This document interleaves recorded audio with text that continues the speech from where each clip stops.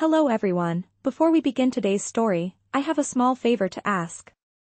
Please hit subscribe and turn on the notification bell so you never miss our channel's new videos. It is quick, free, and the best way to support us in bringing you more dramatic stories. Your support means the world to us. Where are you watching from? Drop your city or country in the comments below. Thank you very much. Now, let us get into today's story, titled, She Pretended to Be His Wife Then Became His Reason. Let us go back to our main character. The night rain poured over the glass roof of St. Clair Hospital, washing the city lights into streaks of silver. Inside the quiet corridor, a nurse named Mira held a folder tight against her chest. Her shift had just ended, her feet ached, and her mind was racing with one thought: how to pay her mother's next hospital bill.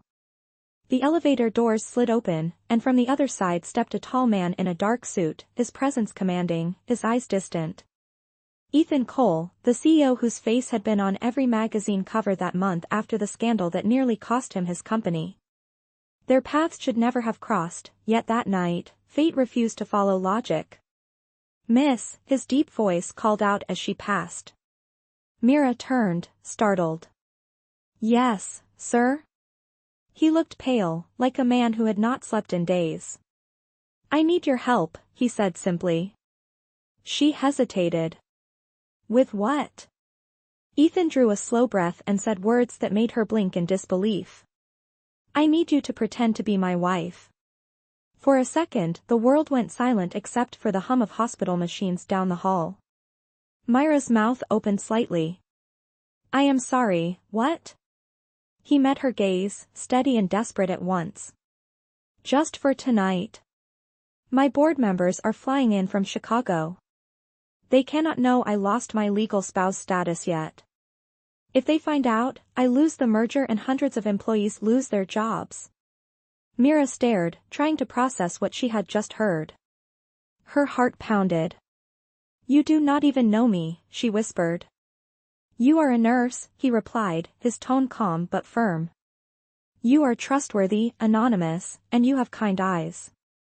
I can pay you more than your yearly salary for one night of help." Mira blinked hard, her mind torn between disbelief and exhaustion. Her mother's surgery estimate echoed in her head. "Why me?" she finally asked. Ethan's jaw tightened. "Because you are the only one who just looked at me without seeing a headline."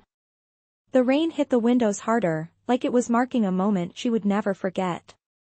Somewhere deep inside, something shifted, a choice forming in the space between fear and necessity. Mira swallowed hard and nodded once. "All right," she said quietly. "But this is just pretend." Ethan's expression softened for the first time that night. "Yes," he said, though his voice carried something fragile beneath the strength. "Just pretend." What neither of them knew was that this contract of convenience would soon turn into something neither of them could control. The next morning, Mira stood outside a small downtown cafe, the air thick with the smell of roasted coffee and rain-soaked pavement. She had barely slept, her mind looping through the impossible conversation from last night.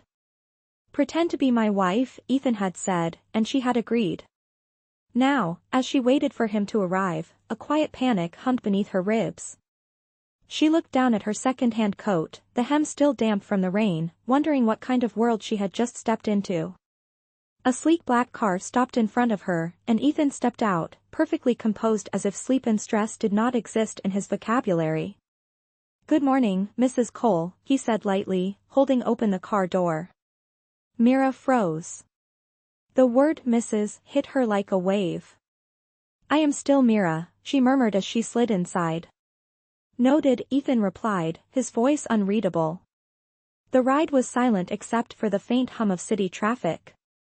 Mira stared out the window, trying to make sense of this man who could speak about mergers and contracts in one breath and hire a stranger to play his wife in the next. The car turned through the gates of an estate that looked like it belonged in a magazine. Marble columns, manicured gardens, and fountains taller than her old apartment building. Myra's breath caught. Inside, the air smelled faintly of cedar and money. A housekeeper led her to a large sitting room, where a document lay neatly on a glass table. Ethan walked in behind her, setting down his phone. This, he said, sliding the papers toward her, is our agreement. 30 days. Public appearances only, no personal involvement. Mira scanned the first page, eyes catching on the line that read, Purpose temporary spouse representation for business reputation preservation. She exhaled shakily.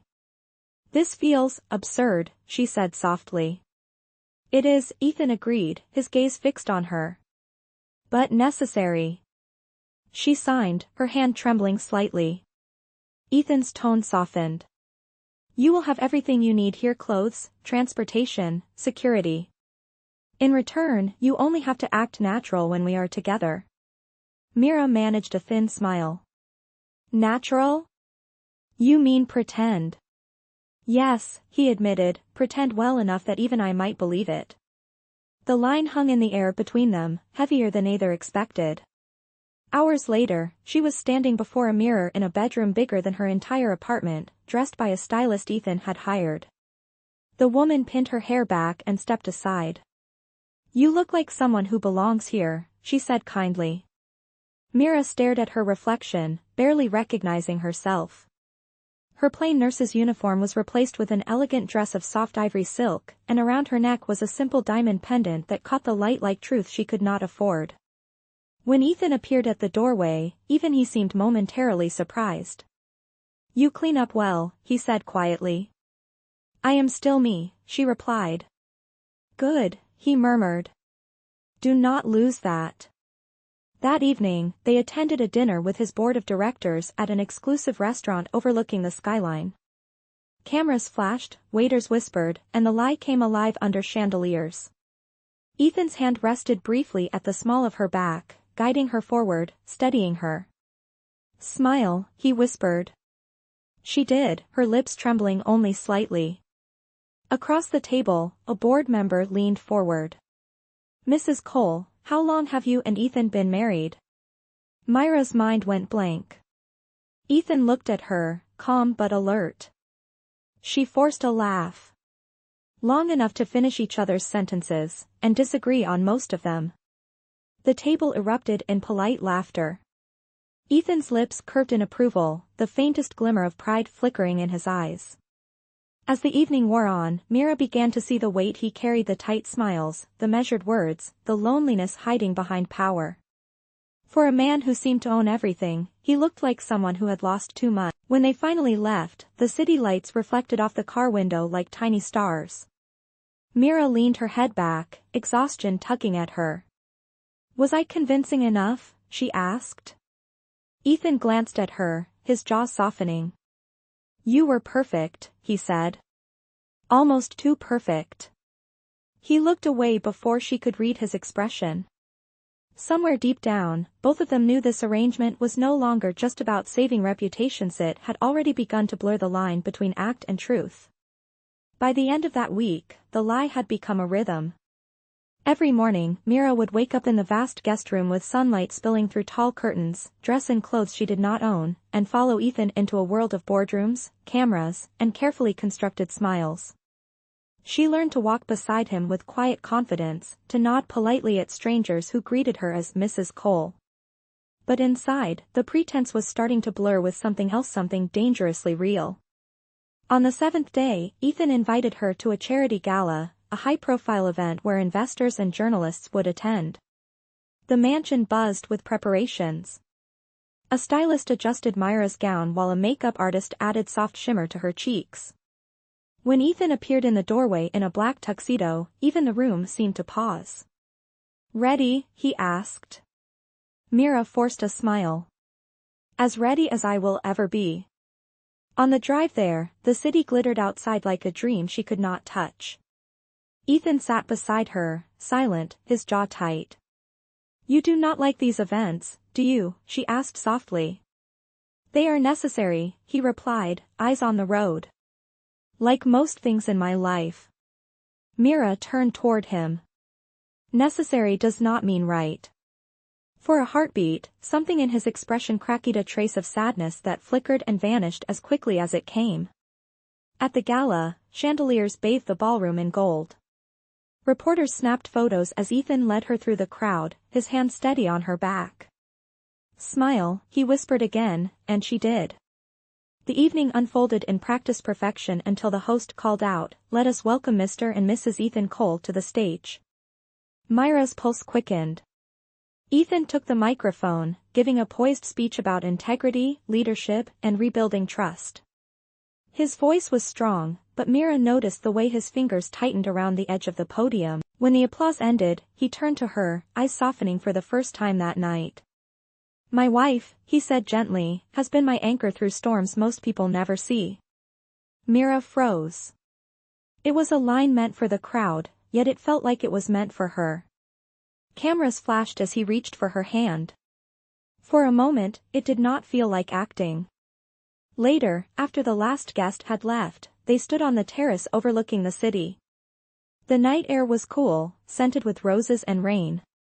Myra took off her heels, laughing quietly.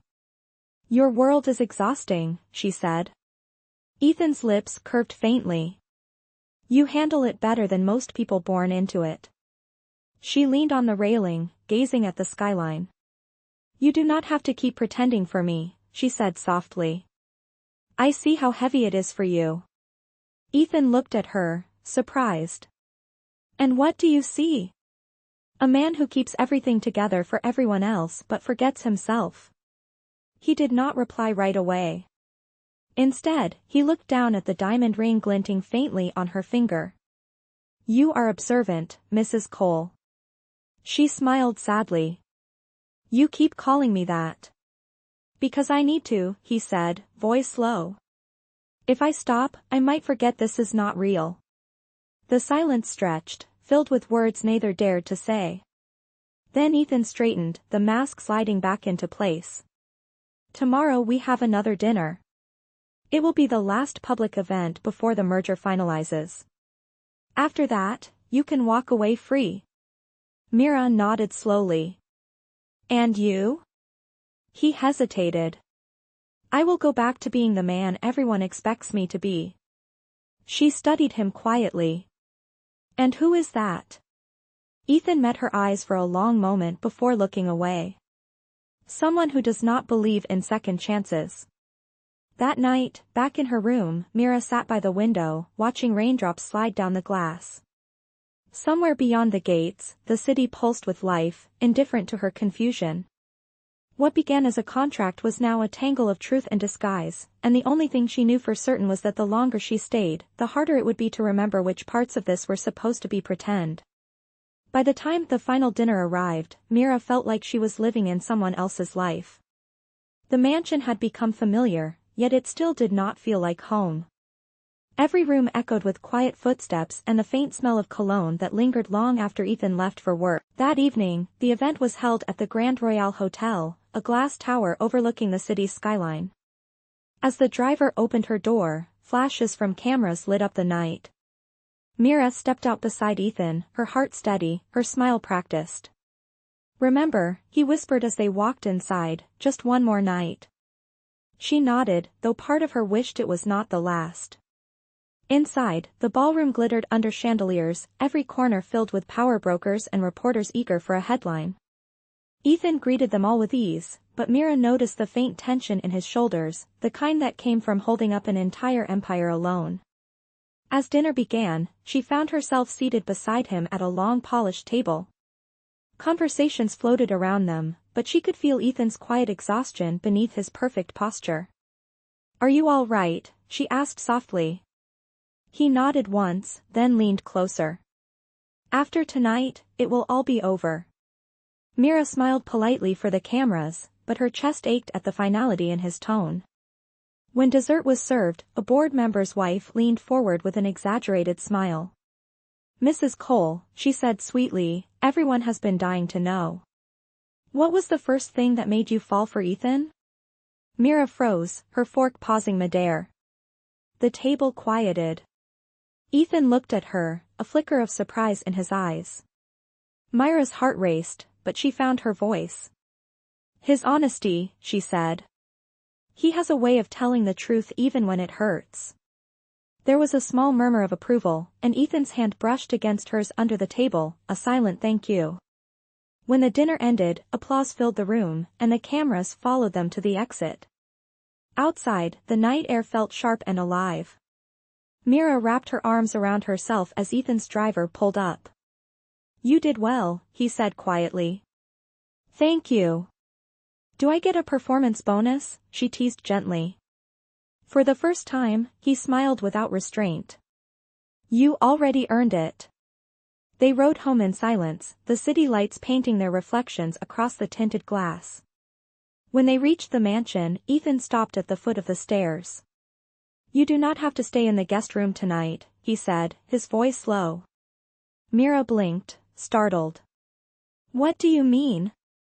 He hesitated. "You can take the East Suite. It is quieter there. You deserve to rest."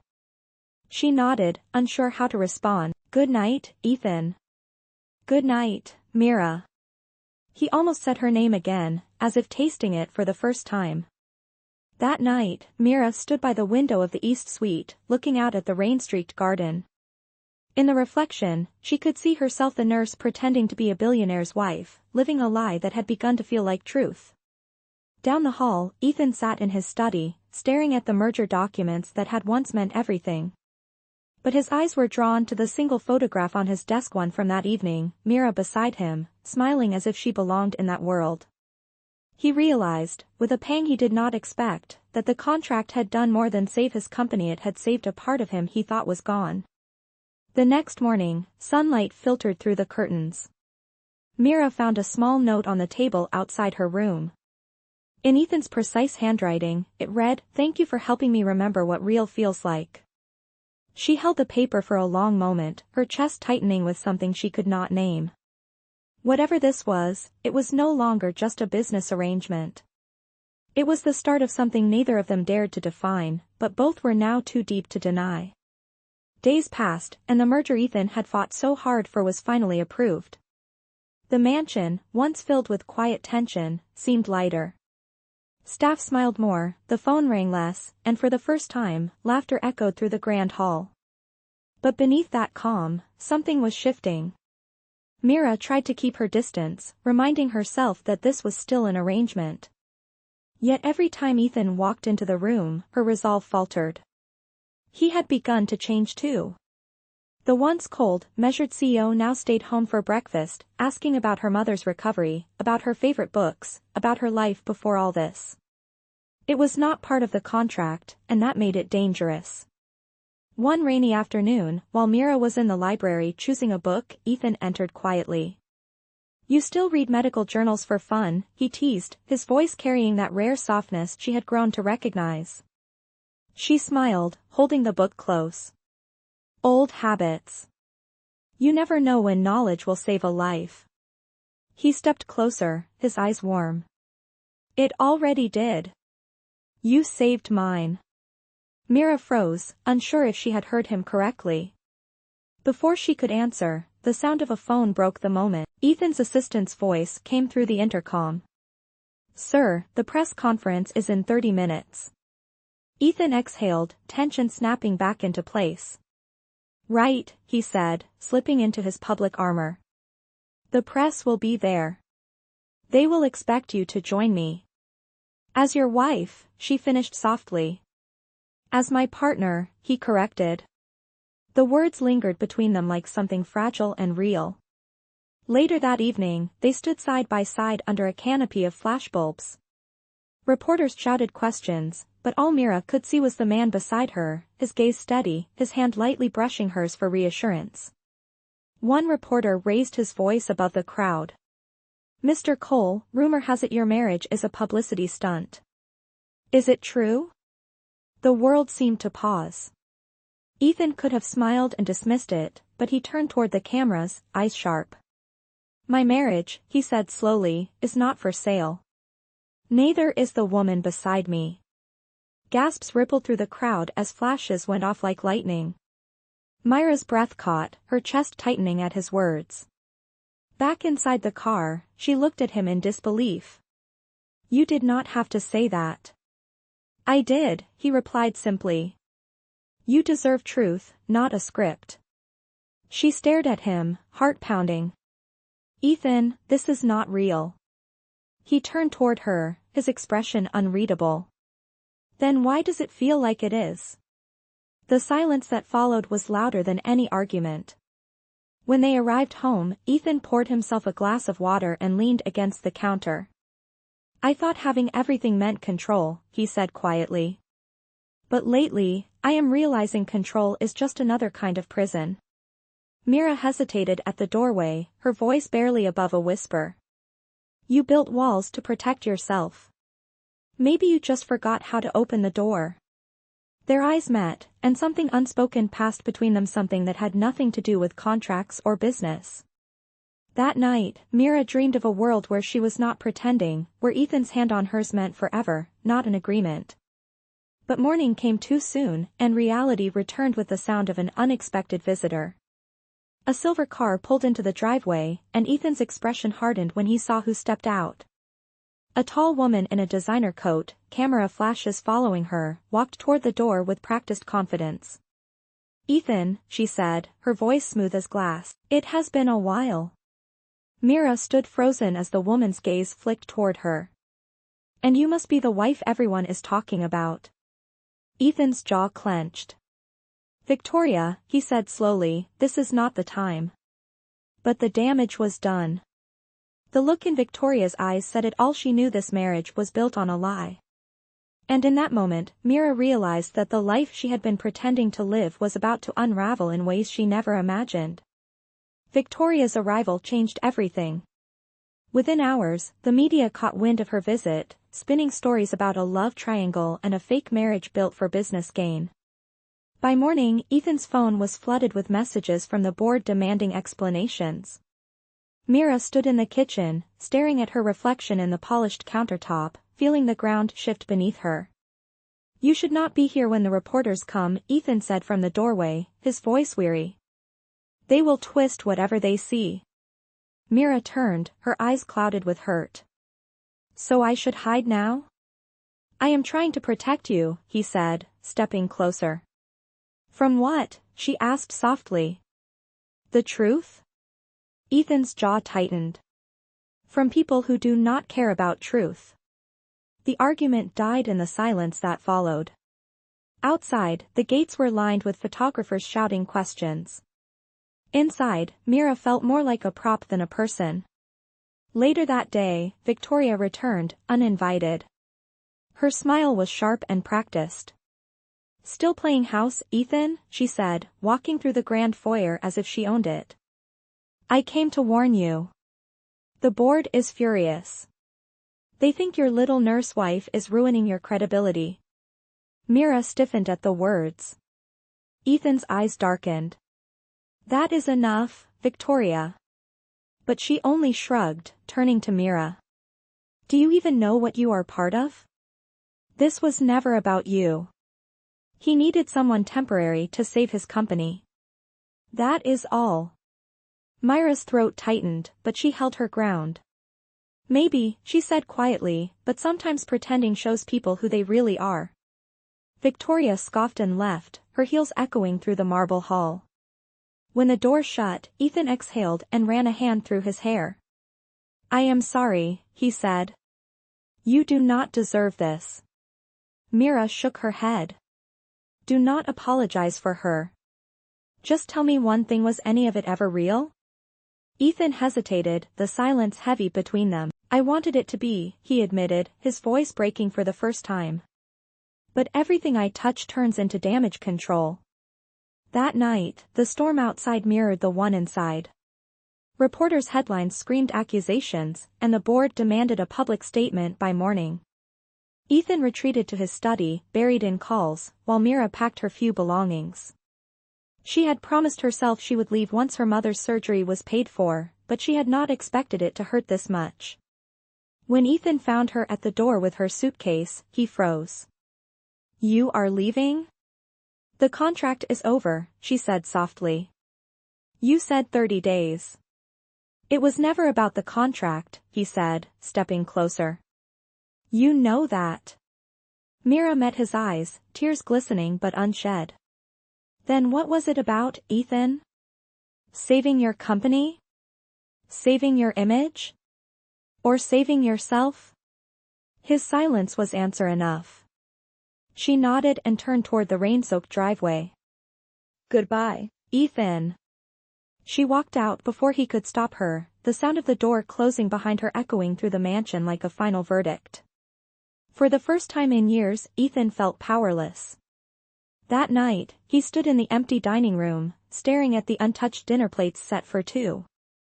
The house that had once been a symbol of success now felt hollow. He reached for his phone and opened a folder marked Personal. Inside was a photo from the gala Mira laughing at something off camera, sunlight in her eyes. His chest tightened painfully. Somewhere deep down, he realized Victoria was wrong. Mira had not ruined his credibility. She had exposed his humanity. The next morning, headlines spread across the city, CEO's fake marriage scandal threatens empire. Ethan sat at his desk, phone ringing non-stop, but his thoughts were elsewhere.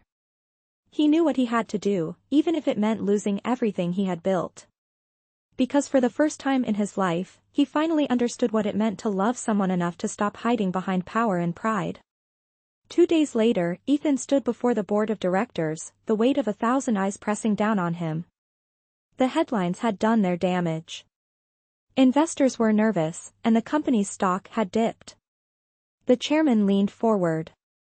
"Mr. Cole, is it true your marriage was fabricated for business optics?"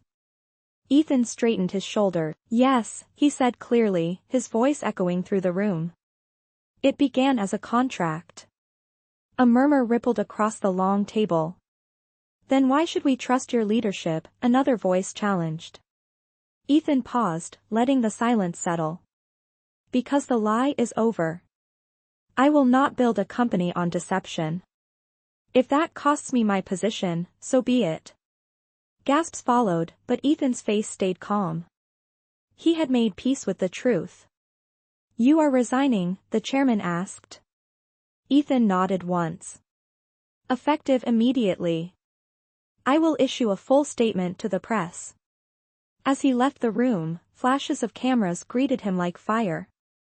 Microphones shoved forward, reporters shouting questions. Ethan raised his hand and spoke, his tone steady. "You are right. My marriage began as an arrangement, but somewhere along the way, it became the most honest thing I have ever known.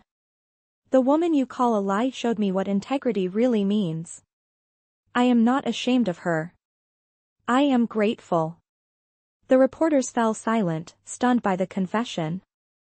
Then the flashes resumed, brighter and faster than before. That night, the city buzzed with his statement. Some called him reckless, others called him brave. But Ethan did not care. For the first time in years, he felt free.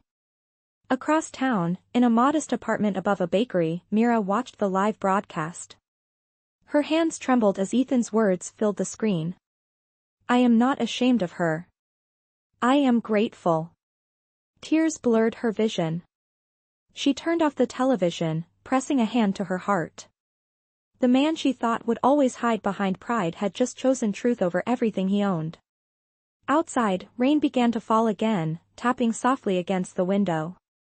Mira closed her eyes and whispered, "You finally found your second chance." Meanwhile, Ethan sat alone in his now empty office, staring at the city lights. The company that had defined his life no longer belonged to him, but strangely, he did not feel lost. He reached into his pocket and pulled out a small folded note, Mira's handwriting from the day she left. "You cannot fix what you refuse to feel." He smiled faintly, the ache in his chest both painful and alive. For the first time, he allowed himself to feel it fully. The following morning, Ethan packed a small bag and walked out of the mansion. No press, no entourage, no driver, just a man following the sound of rain and the memory of a woman who had taught him that pretending was easy, but loving for real took courage. It was almost midnight when Mira heard the knock on her apartment door. She hesitated, thinking it was a mistake, but the sound came again, steady, familiar. When she opened the door, Ethan stood there, soaked from the rain, no chauffeur, no suit, just a man holding a folded envelope in one hand and something else in the other, a small velvet box. For a moment, neither of them spoke. The city hummed quietly behind him, the rain whispering against the pavement. "You should not be here," she said softly. "You lost everything because of me." Ethan shook his head, rain dripping from his hair. "No, Mira. I lost everything because I forgot what mattered. You reminded me." She stepped aside, and he walked in, setting the box on the table between them. "I signed over the company today," he said. "The board will recover without me." "They always do." Mira looked at him, confused. "Why tell me this?" "Because it means I am finally free," he said simply. He opened the box, revealing the same ring she had worn during their contract, a symbol of a lie that had somehow turned into truth. "This started as an agreement," he continued, his voice rough with emotion. "But somewhere between pretending and protecting, I fell in love with you. I know I do not deserve your forgiveness, but I needed you to hear me say it." Mira stared at the ring, her breath unsteady. "You cannot just erase everything that happened, Ethan." "I am not trying to," he said. "I am trying to make it right." He slid the folded envelope toward her. Inside was a check, every cent he had promised for her mother's surgery. "She deserves the best care," he said. "You both do." Tears welled in Myra's eyes as she shook her head. "You already gave us more than money ever could." Ethan reached for her hand, his touch hesitant, almost afraid. "Mira, I do not want this to be another deal. I just want you." For the first time in months, she saw the truth in his eyes, not power, not control, just a man stripped of everything but sincerity. She exhaled slowly, her heart fighting between pain and hope. "You think love fixes everything?" she asked quietly. "No," he said, stepping closer, "but it is a start." Mira looked down at the ring, its surface catching the light from the street. The symbol that once represented a lie now felt like a promise reborn. "You once said you needed a wife for appearances," she whispered. "What do you need now?" Ethan smiled faintly. "I need you for life." The room fell silent, the only sound the rain easing outside, as if the storm itself was finally resting.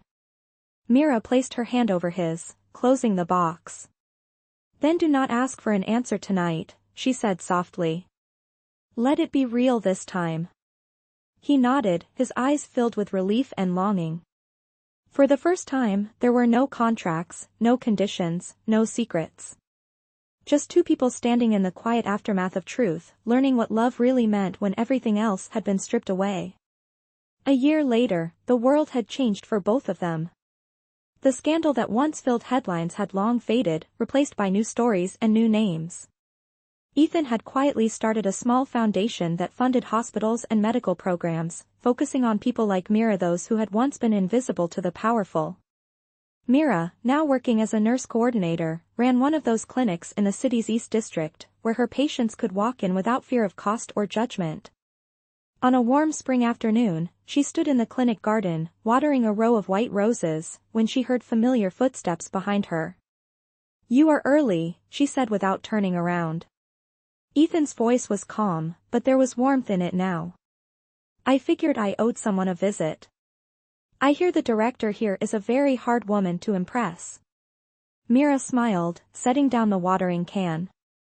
"She has high standards." "Good," he said, stepping closer. "So do I." He handed her a small envelope, embossed with the seal of the foundation. Inside was an invitation. "A charity exhibition," she read aloud. "The art of healing." Ethan nodded. "Your idea. You once said healing is not just medicine, it is hope." I wanted to honor that. Mira looked up at him, her eyes soft. "You remembered." "I never forgot," he said. They walked through the garden together, the sunlight dancing across the flowers. Ethan stopped near the bench where a new plaque had been placed.